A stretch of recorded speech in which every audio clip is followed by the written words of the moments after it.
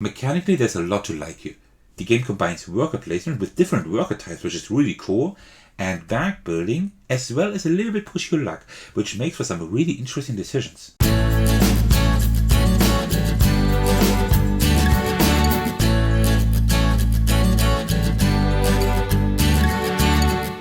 Hey everyone, this is Thecos, and what is this you see here? Thecos is covering a war game. Yeah, it's finally happening. Although I have already covered one warlike game before, right? Peacemaker's Horrors of War. If you want to call that a war game. I mean, it kind of is, right?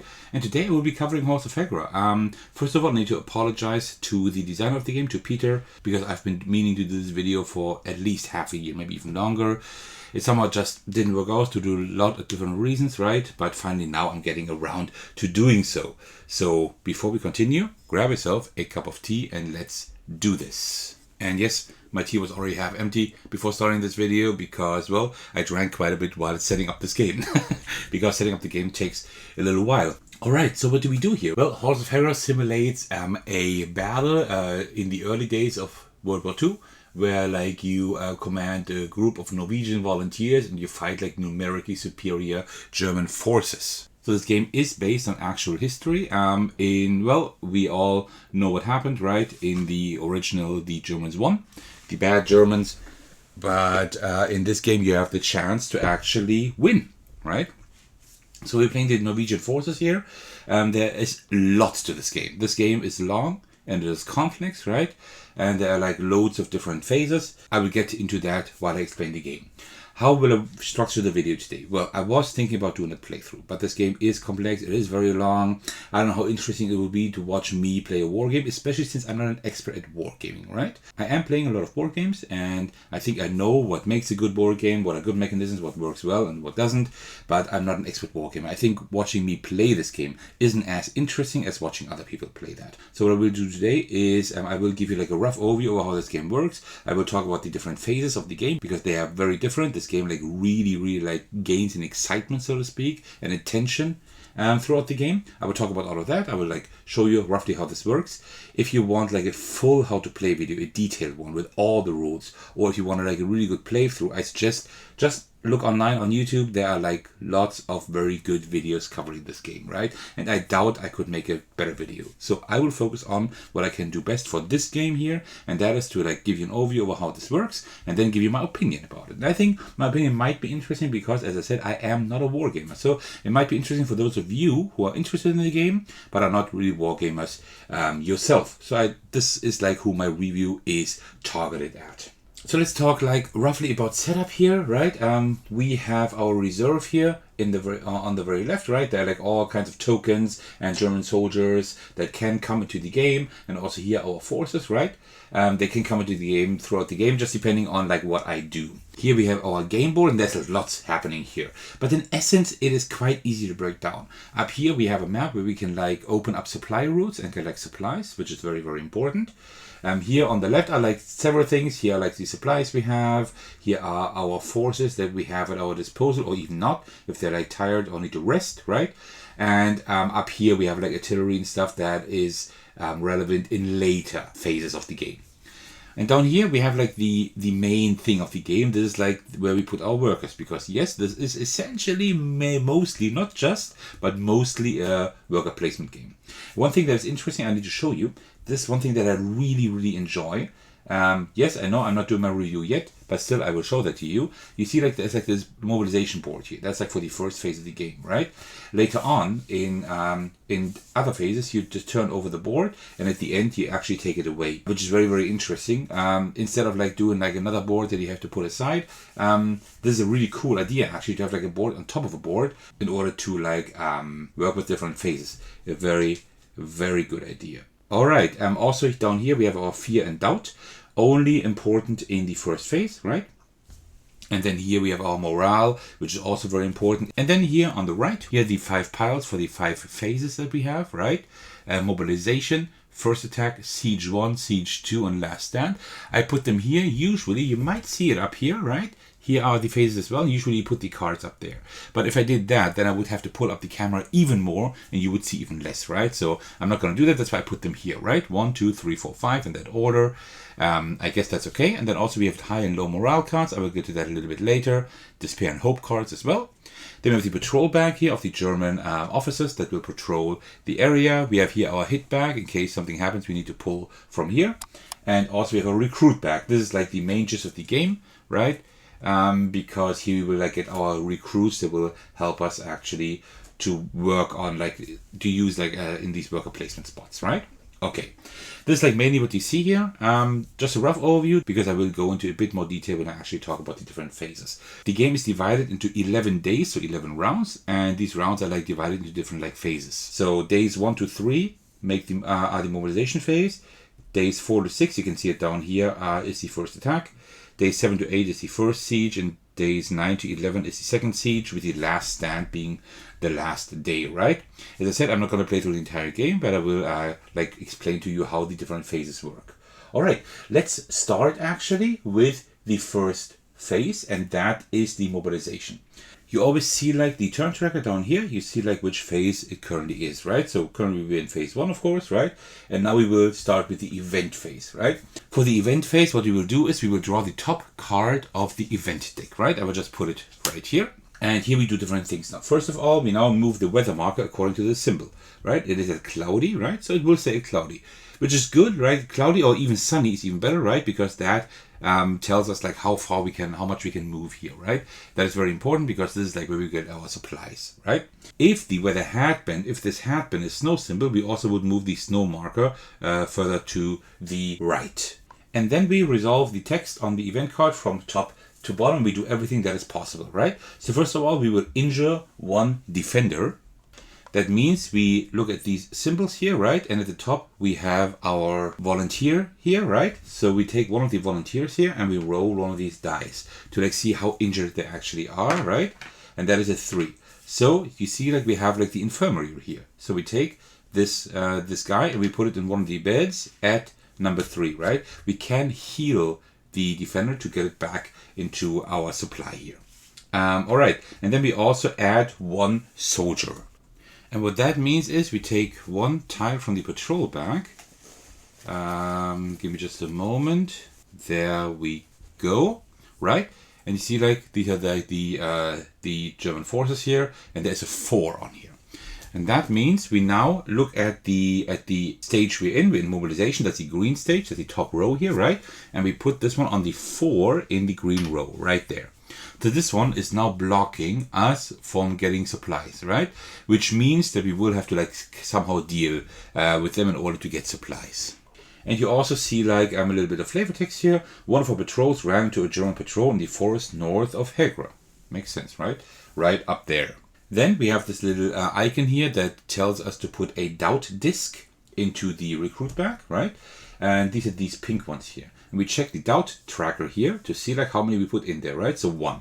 So we take this one and we put it right in the recruit bag up in here. Then we shuffle all of that up. And then we draw 1 to 4 discs from the recruit bag. So this is like a push your luck mechanism now, right? So I don't need this anymore, right? So I will just discard this here to the side. Off screen, we don't need that. So now we draw 1 to 4 discs. We need to draw 1 at least. So here's the first disc that I drew. I will just put it right here. That's a blue one. Okay, that's okay. That's not too bad, right? That's a volunteer. We can use that one for several things. And now we can continue drawing discs. In the beginning, there are 2 doubt discs in here and a lot. I don't know how many, but I think 10 to 15 at least, like soldier discs, right? So we can keep drawing, but as soon as we draw a doubt disc, we need to stop. We can only keep one of these soldiers and the others are returned to reserve. They're actually taken out of the back, right? Which is pretty bad. But we need soldiers, so I will just continue pulling. Okay, there's another soldier here and another soldier. That's it. And now we can only draw up to 4, right? That's the maximum we can do. All right, and now the cool thing is we can take all of these here and we can put them in the ready area, right? And not only that, also, since we have for each volunteer that we draw, because volunteers are a little bit weaker than others, right? They can't do everything, so to speak, right? That they don't have any special abilities. For each volunteer that we that we draw, we can add one disc to the supplies here. So that means we take another yellow cube here and put it right here. So now we have two supplies, right? We can also like put one die there to signify that it is worth 5 supplies, right? But we have 2 supplies, so that is fine. And that already was the event phase. So the event phase is like pretty simple. You just draw a card from the respective stack and you just resolve it, right? So now we go to the morning phase. First, you would move all defenders here from the rest area into that area. We don't have any there, so we don't do anything. So now we can spend also supplies or morale tokens to move defenders from the tired area to the ready area, right? And the number of defenders you may move for each supply spent is determined by the position on the supply marker, right? So see here, currently 1 cube means 4 forces, right? That's like how it starts.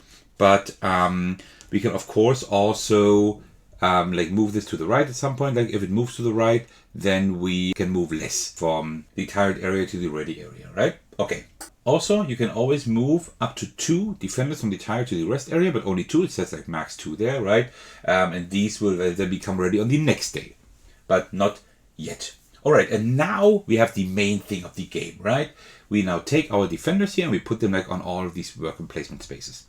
I want to talk about all of those in detail, right? But there are like specific things. So for example, we can put one here to fire at the Germans, right? And the thing is, it will tell you like in which order we will resolve that later on, right? So 1, 2, 3, 4, 5, 6, right? That's like the order we will resolve this in, right?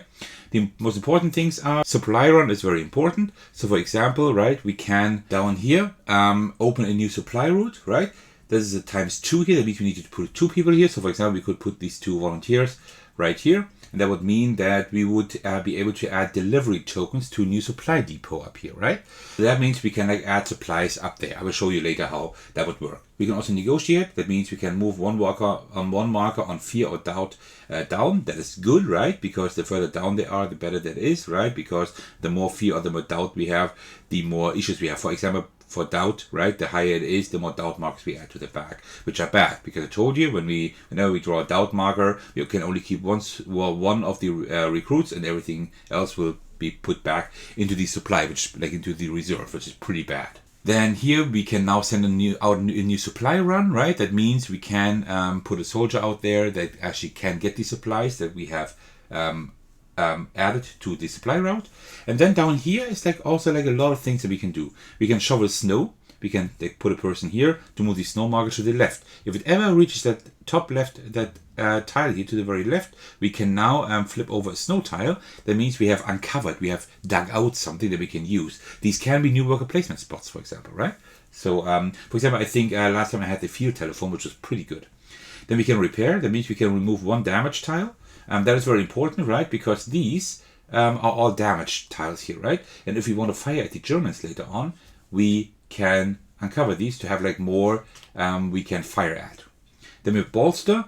That means we can add a miss or defense tile, right, to the hit bag. Because the hit bag, we always have to pull a tile from here. We have 2 in here at the moment, whenever there's something negative happening, right? So that's why, for example, like if the snow reaches the very right here, we need to draw 1 tile from the hit bag, for example, right? So we can add like tiles in there that are not as bad, like miss and defense up, right? That means like the Germans can't do like too much to us. Then we can promote a defender. That means we can just take any defender except those that are crossed out, right? Except like a medic, which we don't have at the moment, unfortunately, in order to promote the defender, right? And then also here we have, we can move the morale marker up. The morale marker is right here, and that always makes sense to do so, right? Because like the higher the morale is, the more stuff we can do, right? So for example, draw 2 high morale cards and resolve 1. That's good. These cards are good. If we're down here, we draw 2 low morale cards and resolve 1, which is also bad, right? And this like gets worse or better the higher or lower we go here. And then we have the infirmary. That's like one of the last things here. That means we can just heal people, right? We can just put a person right here, and then we can heal someone, right? There are like other symbols here, like these crossed out ones. It means we can't use that type of defender, right? So we couldn't use the commander, I think it's called, right here for repairing and bolstering stuff. But whenever there is a 2 up here, like there and there, then that one actually counts like 2 defenders, which is pretty good. And the interesting thing here is we have that one spot, yes, but we can like put more there, right? So shovel snow, I could like put, instead of just one, I could put like 3 defenders here if I wanted to, right? So, all right, so let's just play like one short round here and show you how that works. So what we do now is, for example, I would definitely want to shovel snow. We don't have a defender, unfortunately. That one would count as 2. I'm thinking about like actually putting 3 people there in order to shovel a lot of snow. Maybe that's a good idea because we want to uncover some of these tiles because these can be really strong. Also, I would like to send out a new supply run. The supply isn't there yet, but it will come, right? Put it right there.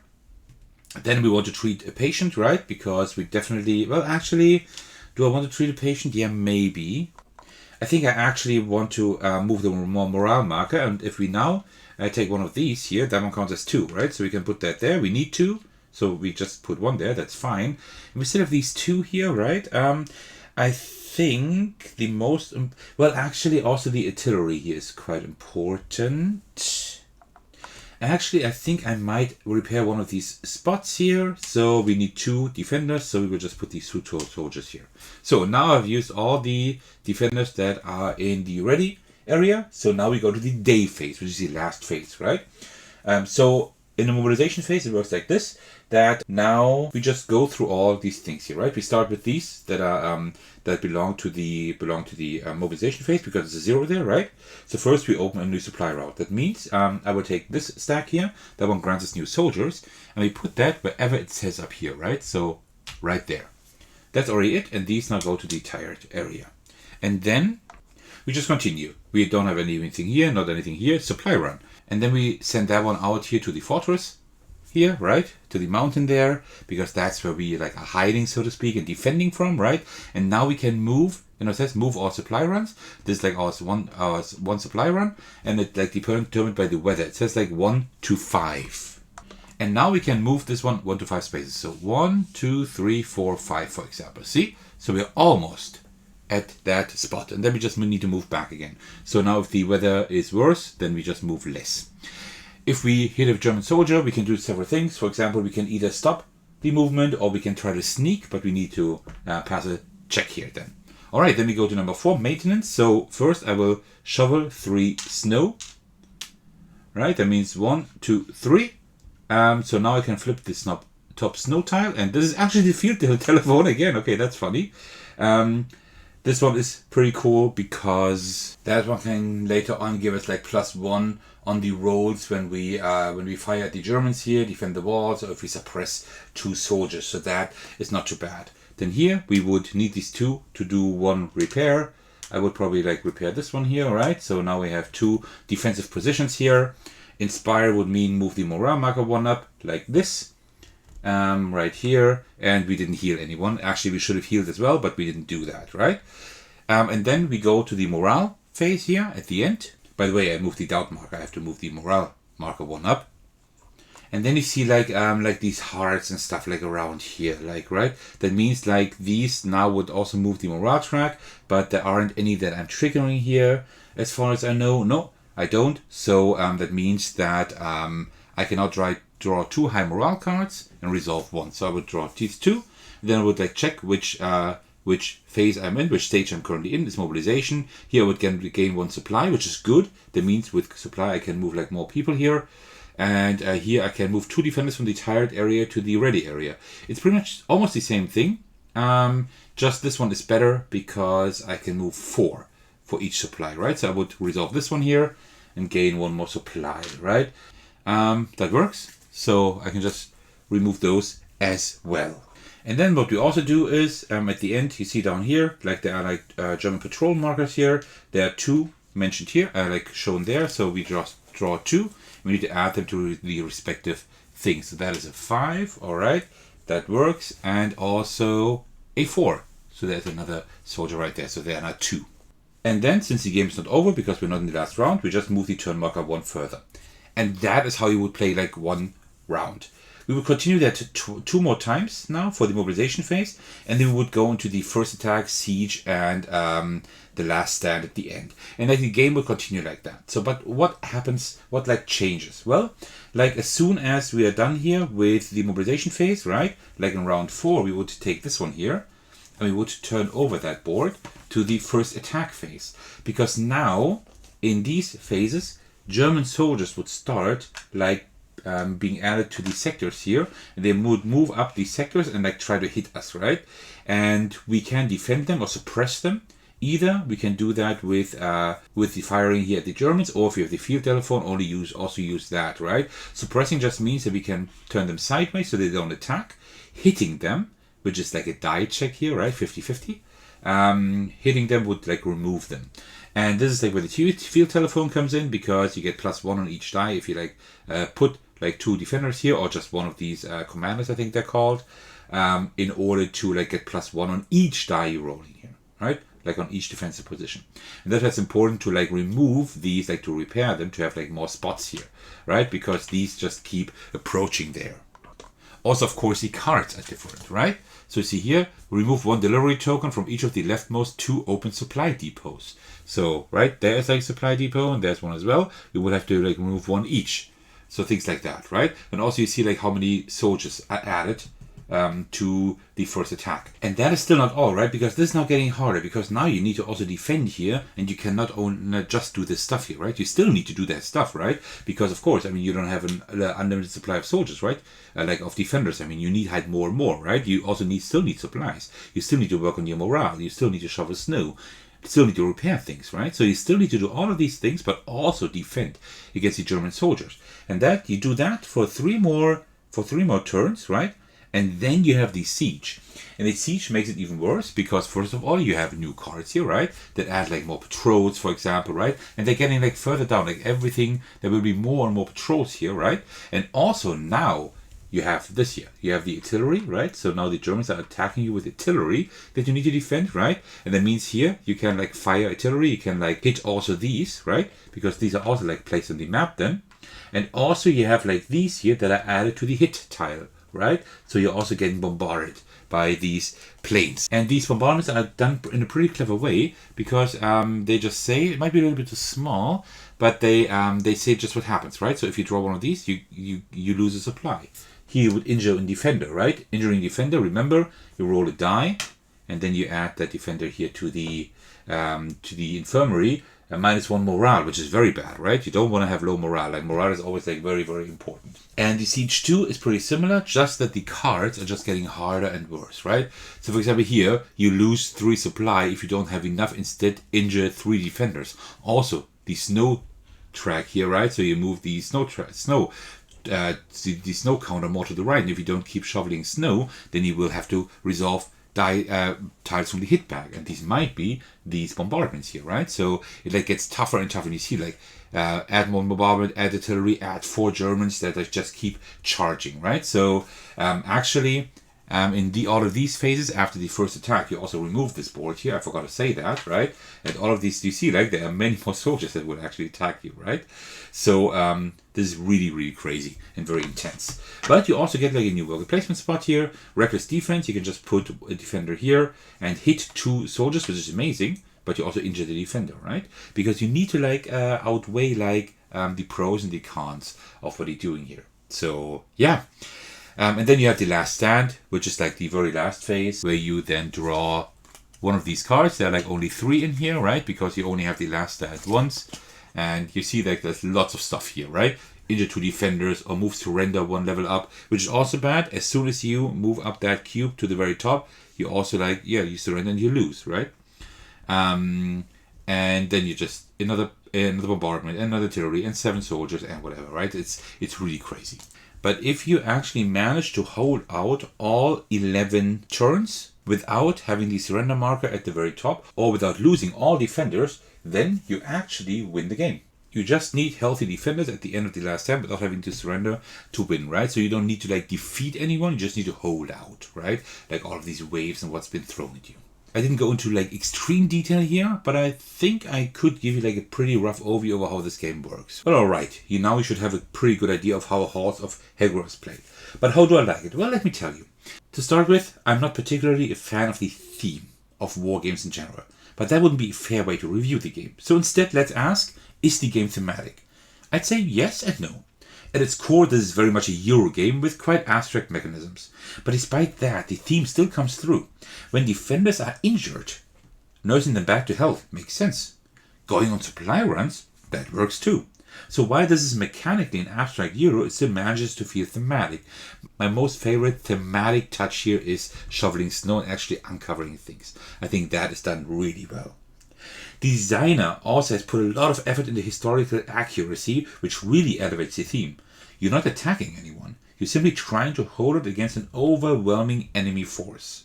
That makes a big difference in how the game feels. And to add, there is actually a historical background section here over 4 pages that gives you like the entire historical background of this game, what happened back then. Very, very cool touch. Visually, the artwork is a little bit drier than I'd usually like. But let's be honest, this is a game about war. A colorful, vibrant board wouldn't fit the theme at all. The components are solid, looking and feeling high quality. My only nitpick is that the German soldier pieces are way too large. I would have much preferred like simple discs like most other components. Mechanically, there's a lot to like here. The game combines worker placement with different worker types, which is really cool, and back building, as well as a little bit push your luck, which makes for some really interesting decisions. There are plenty of different strategies to explore and multiple levers to pull, giving players a lot of control over how they approach the game. That said, I do wish there was a player aid. The game could definitely use one, and its absence makes things a little harder to reference during play. Yes, there is like the player aid on the back of the rule book, but it doesn't like go into detail like what specific symbols and whatever means, right? You need to like go through the entire book and find those, right? So you have like the entire phases here, but that's it. Everything else you have to look up in the rules. The rulebook itself is well written if you sit down and read it through, like from front to back. But if you're trying to quickly look something up mid-game, it's not the easiest to navigate. So I'm not a huge fan of this. Now let's talk difficulty. This is a very tough game. And winning is hard. That's not necessarily a bad thing, but it's possible to get into trouble early on, especially if you're unlucky and keep drawing doubt discs. Yes, the chance is small, but you know my luck in games, right? If you're unlucky and keep drawing doubt discs, you are in a lot of trouble. Or maybe you just didn't prepare properly. But if your early preparations aren't strong enough, defeat might be inevitable. One thing the game does exceptionally well is tension.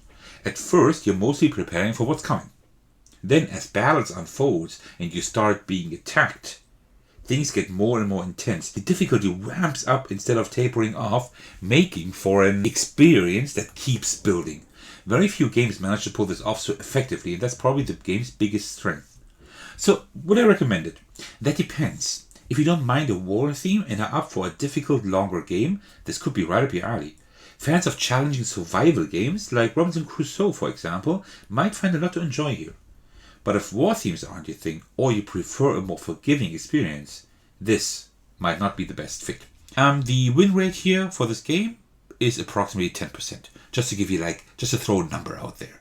I have played the game often enough to support that claim, but that's the number you find floating around online and forums all the time.